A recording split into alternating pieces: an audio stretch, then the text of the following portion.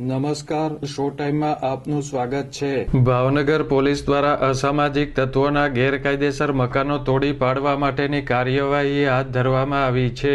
શહેરના ચાવડીગેટ વિસ્તારમાં મહાનગરપાલિકાની ટીમને સાથે રાખી અસામાજિક તત્વોના ગેરકાયદેસર મકાનો તોડી પાડવામાં આવ્યા છે।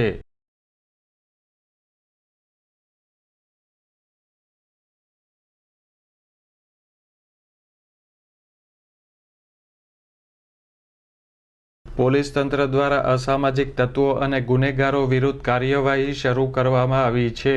પાલીતાણામાં આરોપીઓના ઘરના ગેરકાયદેસર વીજ જોડાણ કાપી નાખવામાં આવ્યા બાદ આજે ભાવનગરમાં ગેરકાયદેસર મકાનો તોડી પાડવાની કામગીરી હાથ ધરવામાં આવી છે।